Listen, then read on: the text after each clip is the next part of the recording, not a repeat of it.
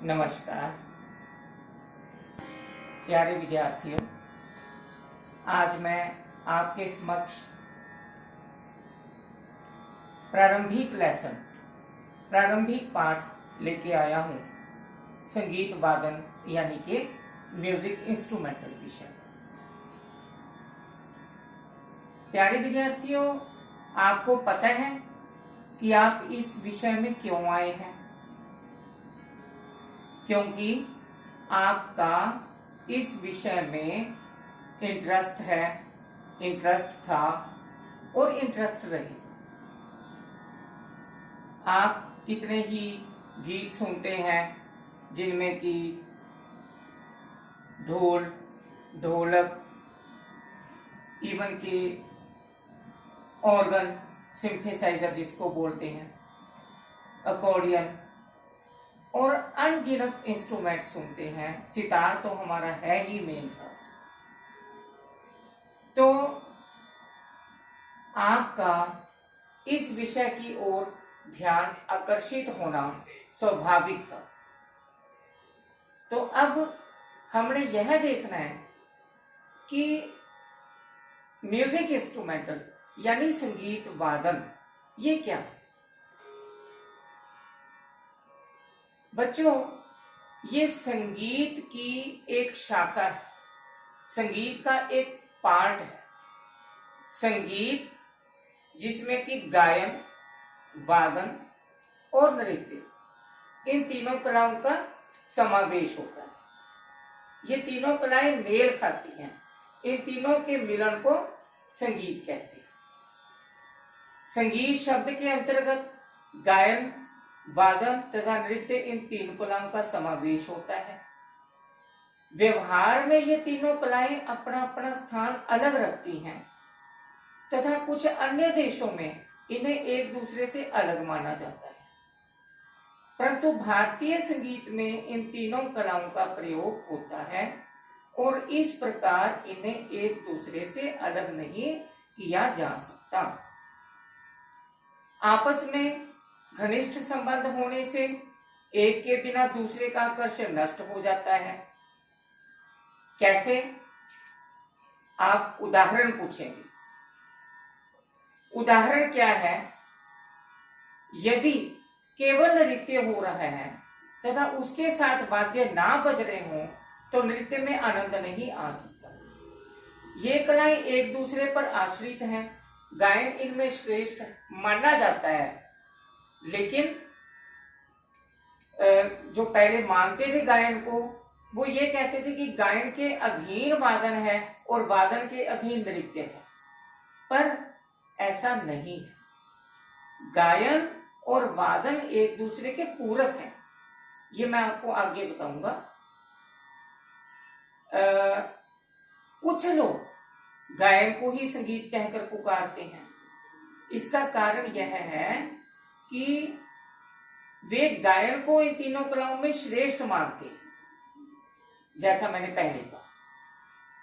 अब संगीत शब्द की व्याख्या करने से भी संग यानी स अंस्वर जमा गीत संगीत, तो ये संगीत हो गया। और संग का अर्थ हुआ, क्या हुआ? उत्तम। और गीत का अर्थ गायन, यानी कि गीत, नॉट गायन। तो इसलिए उत्तम गायन को संगीत कहते हैं। अब उत्तम गायन में क्या है? उत्तम गायन में क्या है? उत्तम गायन में ये जो गायन, वादन और नृत्य, ये तीनों कलाओं का संगम है उत्तम कला, उत्तम गायन। अब मैं आपको ये कहता हूं कि गायन और वादन एक दूसरे के पूरक हैं, यानी कि साइमल्टेनियसली चलते हैं।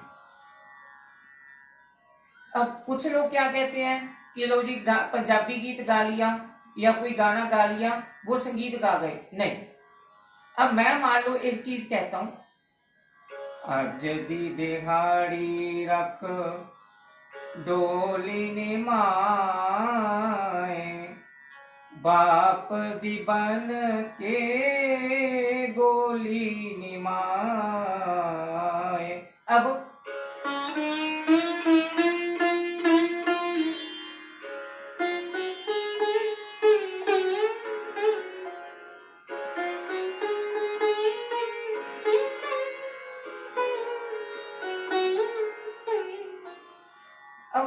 ये क्या है?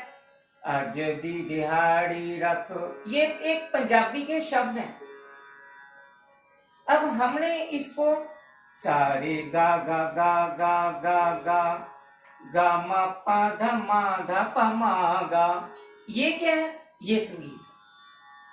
संगीत ये है, यानी स्वर, ताल और लय का संगम, ये संगीत है।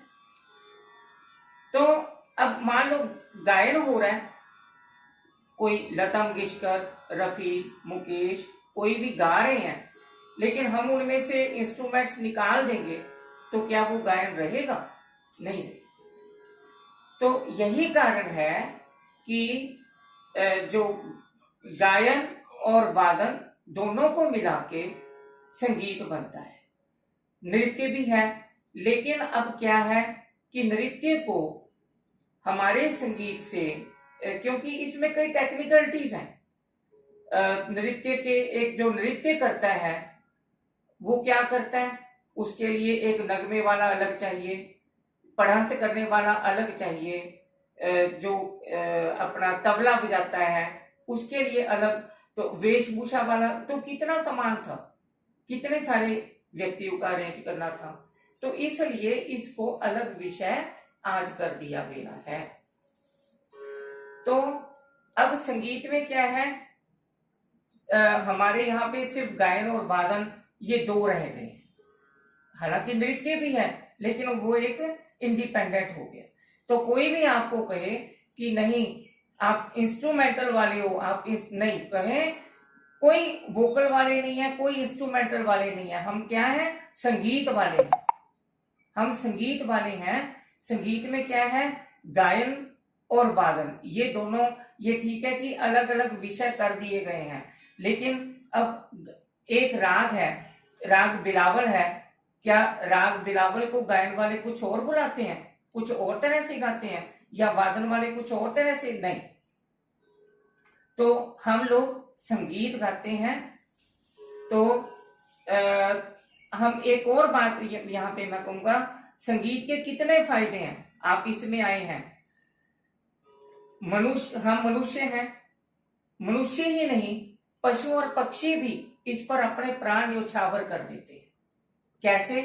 श्री कृष्ण जी ने बांसुरी बजाई और उसके साथ उन्होंने गौएं चराई, गौएं अपने आप ही चलने लग जाती थी। इसी तरह से निर्जीव वस्तुएं भी प्रभावित हुए बिना नहीं रह सकती इसके प्रभाव से। जैसे तानसेन जी ने मेघराग गाया था तो वर्षा हो गई, जब वो दीपक गाते थे तो दिए जल जाते थे। तो इसी तरह से बैजू बाबरा ने राग मालकोस गा के पत्थर भी गिरा दिया था। तो स्पष्ट है कि हम इस संगीत की अविरल धारा में बहते हैं, इस धारा में हैं, और इसके बिना, संगीत के बिना जीवन वैसे ही सुना है। तो अब मैं आपको, जैसे हम संगीत में मान लीजिए कोई भी है, हम राष्ट्रीय गान गाते हैं,